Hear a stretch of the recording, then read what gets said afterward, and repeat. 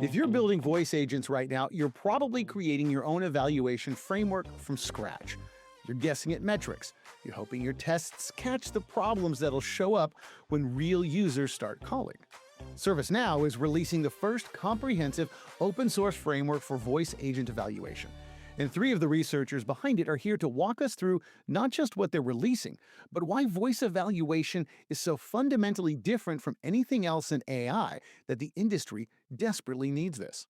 I'm Bobby Brill, and welcome to another episode of ServiceNow Insights. Today, we're diving deep into the world of voice agent evaluation and why it's harder than you think, how Cascade failures derail conversations in ways that are invisible to users, and what it actually takes to measure whether a voice AI system works in the real world. But first, let's talk about what ServiceNow is releasing. Joining us is Tara Bogavelli, and you're leading this open source initiative. Before we get into all the technical aspects of evaluation, tell everyone what we're building and why you're giving it away for free. Yeah, so we're super excited about this. We're trying to release this open source evaluation framework, like you mentioned, to basically be able to show like how good are voice agents, like what are they bad at, what are they good at, and where are the holes that we need to address in the future to make them even better in production systems. And so what we're working on is a framework where basically you have some data. In this case, we have a domain that's focused on flight, like airline scenarios, like flight rebooking, cancellations, stuff like that. We're going to have this framework that you can use to generate these simulated conversations. And then we're also going to have these metrics that we discussed that, will tell us based on the conversation, like how good was this conversation on the two dimensions that Gabrielle mentioned, accuracy and experience. And so we're hoping this will help basically set the standard for what voice agent evaluation should look like, not just at ServiceNow, but like industry wide. So, opening this up, what will users be able to do with this framework? Yeah, that's a great question. So basically, the idea is that users should be able to evaluate their own models, evaluate different models, different combinations. So that's one key aspect. The other thing is that users can also basically modify the framework to work with their needs. So maybe they have a different domain that they want to test. They can add that, they can implement that, and they can then see evaluation results using our metrics on their specific domain. And so what we want to do here is basically create one initial unified set of standards so that we can all basically figure out how to evaluate these things and be on the same page about what makes a good voice agent. And to better understand why this matters, you need to understand why evaluating voice agents is so different from evaluating text based AI. And we're going to discuss that in this episode today. And we're also going to hear some examples and break down what to listen for. So let me introduce our guests. We've already met Tara Bogavelli, but please reintroduce yourself for everyone listening. Hi, my name is Tara Bogavelli. I'm a research engineer. I'm super excited to talk about voice agent evaluation. Great. And now let's move on to Katrina. Welcome. Thank you. Thanks for having us.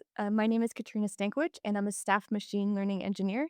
And I'm really excited to share all of the work that we've been doing lately. And last but not least, we have Gabrielle. Hi, my name is Gabrielle Gauthier Melançon. I'm a staff applied research scientist on the voice agent team as well, and super excited to be here. So, Tara, let's start with the basics. I know when people think about voice AI, they're assuming that it's just a chatbot with a microphone attached.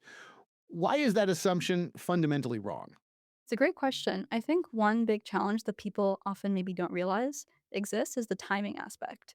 When you're just talking to or messaging with the chatbot, this doesn't really come up as much. But when we're doing voice, there's a lot more issues around interruption handling, turn taking, when is the right time for the agent to start talking, when is the right time for the agent to stop talking, things like that.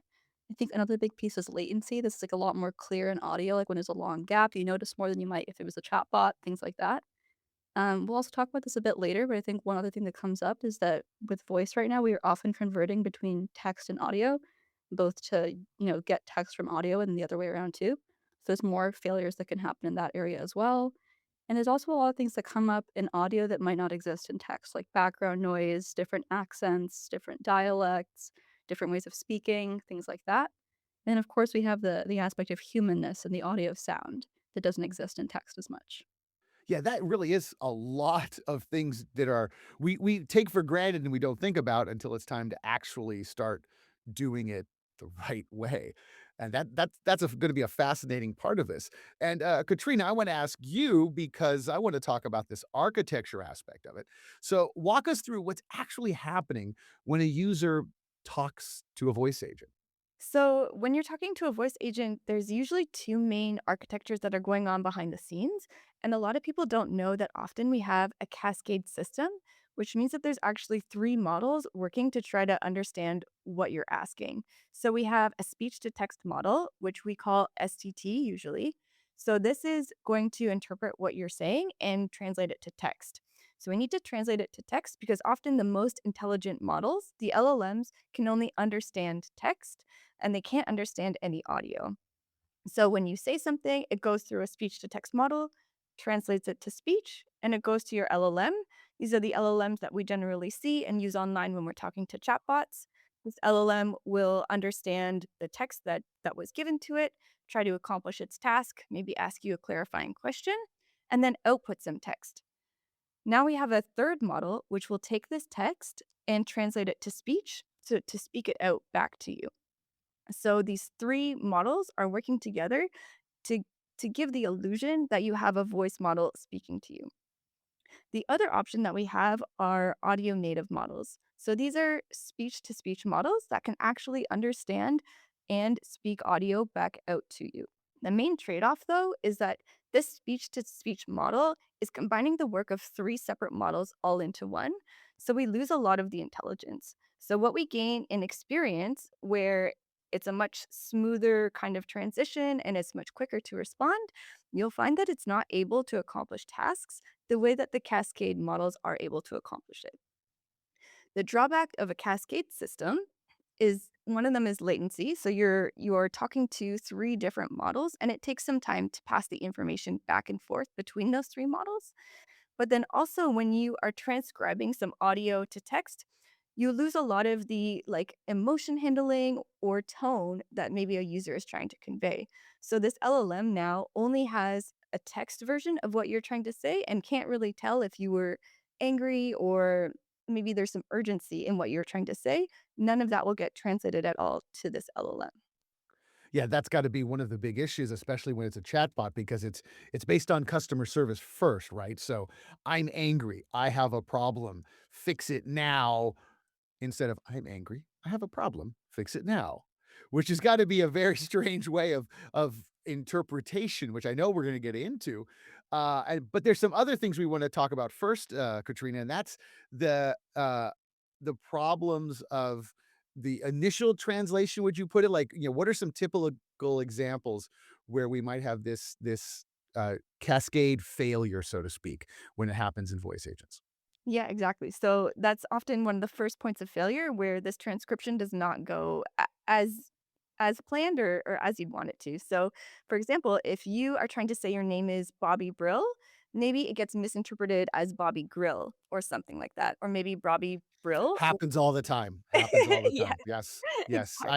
I answer to Mr. Grill quite often. But the problem is that when this LLM receives the text, it kind of receives it as fact. So it doesn't really realize that maybe there was some misinterpretation going on there. And it's trying to accomplish its task thinking that it got the correct information. So if you're trying to maybe like find a reservation that was under your name and the LLM interprets your name as something different than what it was, then it's going to wrongly say that your reservation doesn't exist or it can't find this information and you have no way of knowing that it was using the wrong information versus your reservation not actually existing. Like you don't have that feedback or you don't always have that feedback of did it use the correct word?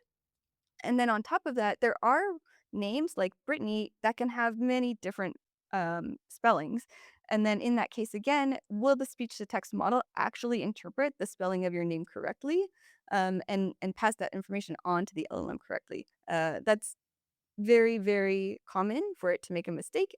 And then it kind of disrupts the whole flow. And it really can't accomplish that task when it's using the wrong information. As soon as you mentioned it, I mean, we're making fun of my name, which is perfectly fine, and I enjoy that because 'cause you're calling out my name, that's great. But you do think about that when you have people from different countries that have different spellings. Like, I worked with somebody named Cindy, and it wasn't Cindy, which would be the more traditional spelling, but it was Sidney,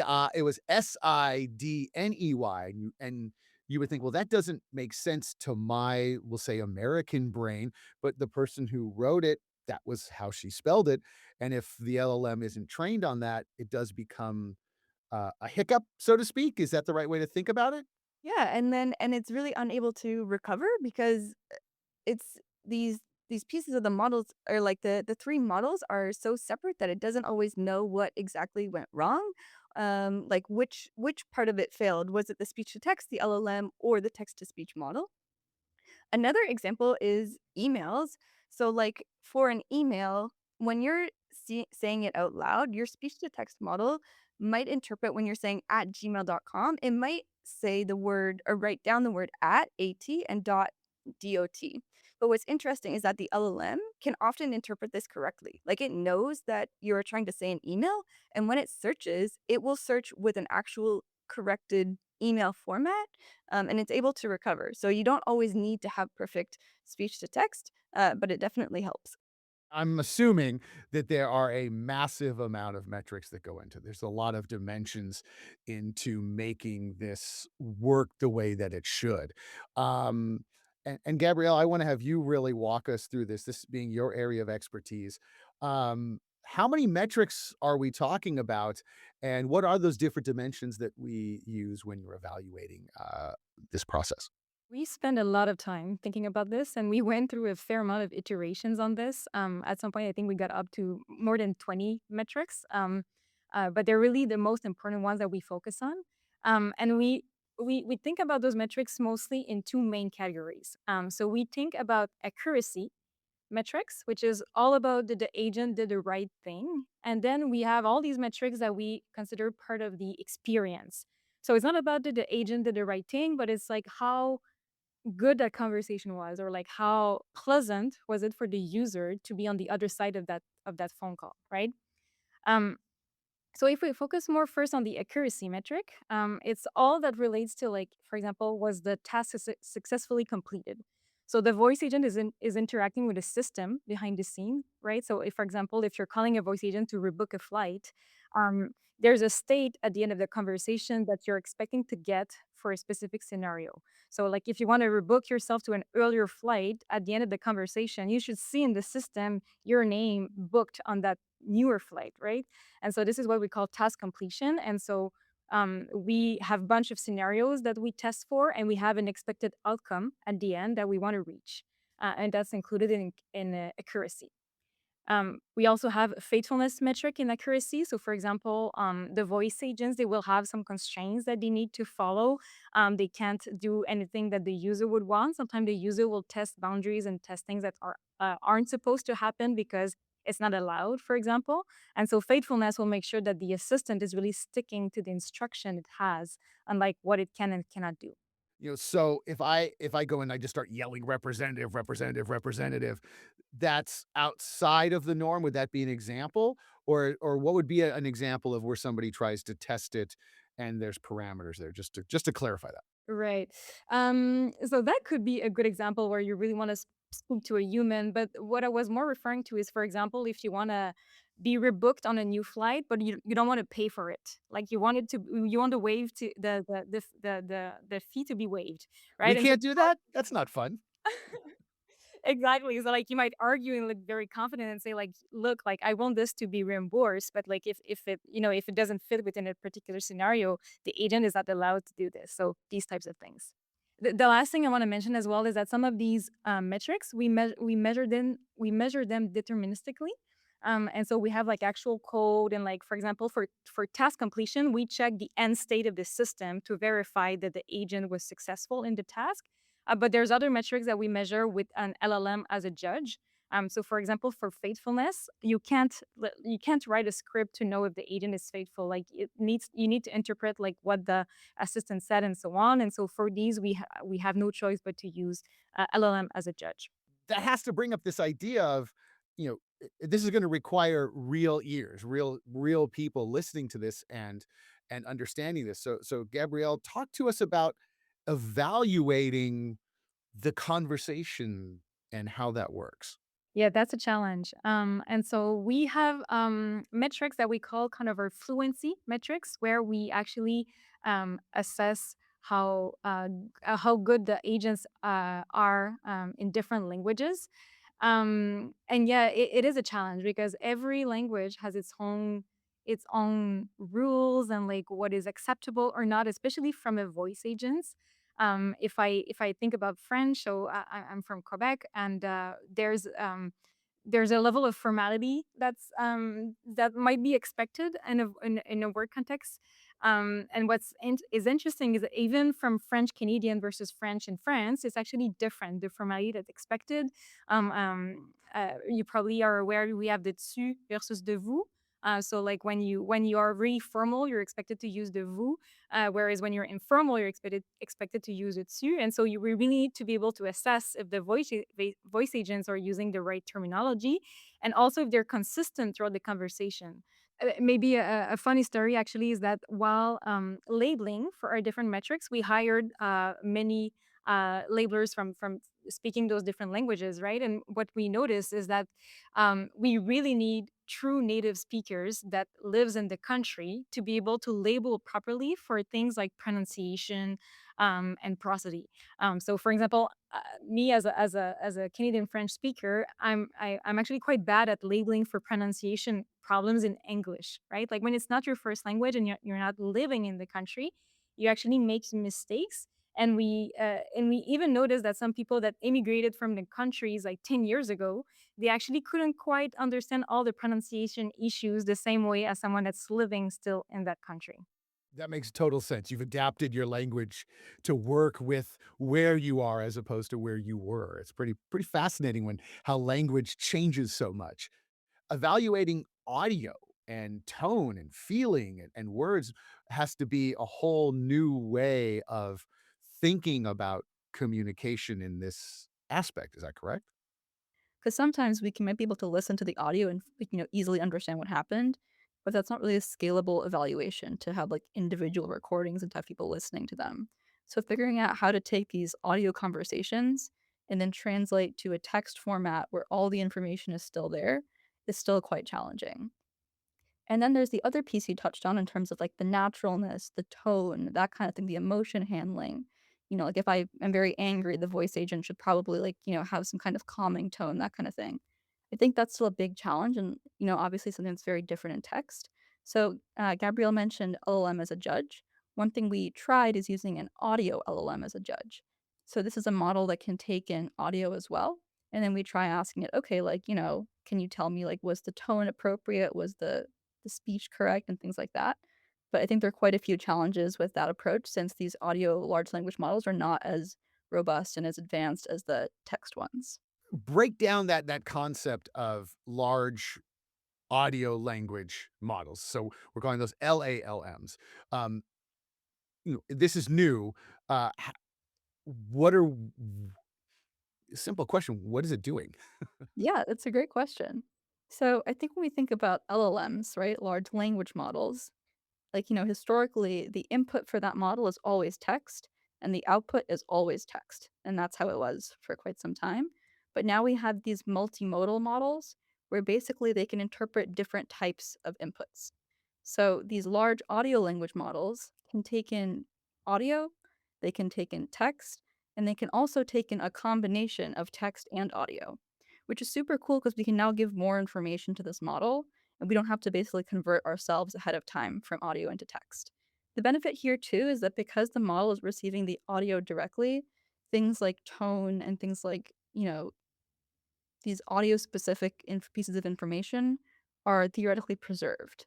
But the issue we're seeing is that this is still a relatively new technology, and these models still rely much more on text than they do on audio. So this is going to be interesting. So you've actually got an audio sample for us to listen to because we've been talking about this, but actually hearing it makes this so much more real. Tara, set it up for us. What are we going to listen to in this audio clip? So what we're going to hear is basically a conversation between the voice agent and the user bot. And in this case, the user bot is supposed to be a passenger on some kind of airline, and this passenger is calling the airline because they want to move their flight to an earlier flight. And so what we're going to hear is the interaction between this user, this passenger, and the voice agent. And so we're going to hear about how the agent authenticates the user, how the agent tries to help the user achieve their request, and then also just the exact conversational style and things like that as well will come up. Cool. All right, let's go ahead and play it. Hello, how can I help you today? Can you move me to an earlier flight today? Sure, I can help with that. May I have your 6-character confirmation number and the last name on the reservation, please? Yeah, confirmation is 6 Victor Oscar Romeo Juliet uniform. And the last name is Thompson. Thank you. To pull up your reservation, I need the exact 6-character confirmation code. I heard VORJU. Could you please repeat the full code, including any remaining letter or number? Also, just to confirm, the last name is Thompson, correct? Yes, last name is Thompson. The code is 6 Victor Oscar Romeo Juliet uniform. 6. Waiting for the user's response. I want to move my LAX to SFO flight today to an earlier direct one that leaves before 2 p.m., as long as the same day change fee is under $80. I've found a few earlier flights from Los Angeles to San Francisco today. One-stop option, depart at 9:20 a.m., connect in San Jose and arrive at 12:10 p.m. Fare $228 in main cabin. 2 direct flight asterisk, depart at 1 o'clock p.m., arrive at 2:25 p.m. Fare $289, same as your current ticket. 3 direct flight asterisk, depart at 2:40 p.m., arrive at 4:05 p.m. Fare $259, a little cheaper. So that back and forth is pretty fascinating. We're hearing confirmation codes. We're hearing a lot of different interaction. But what's actually happening here, and how does that work within the system, Katrina? So what we're hearing, like you said, there's a lot of back and forth on this confirmation code. So this user is saying their confirmation code, but this transcription is just not capturing it correctly. Like maybe it hears Z instead of V, or in this case, the user said 6, but the transcription didn't capture that 6. So what happened is that this agent thinks that the user only said 5 characters, when in fact it did say 6. So there's some frustration there because the user knows that it said the right thing, and doesn't understand why the agent didn't get that correctly.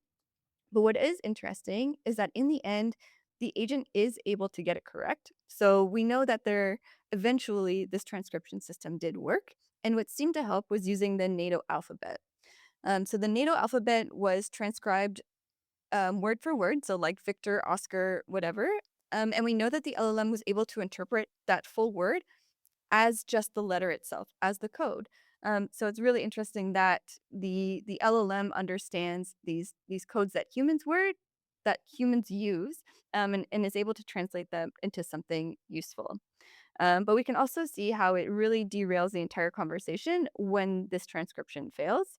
And this is something that you don't see in a text-only benchmark, that it really only happens through voice benchmarks. Right. I think we also heard the agent say that waiting for the user response out loud, which can throw off anybody. It's like, wait a second, did it break? Did it? What's going on? What's happening? Yeah, exactly. So like and why did the agent say that? Like, should I be responding to it or not? So what we think happened there is that maybe something that happened within the LLM's internal reasoning was said out loud. So in text-based usage of these chatbots, sometimes that those thinking or reasoning responses are there, but they're kind of hidden, and you can choose to see it if you want. But in a voice system, you don't have a choice about what you hear. It's just kind of all said to you, and you have to listen to it, whether or not the agent meant for it to be read out loud.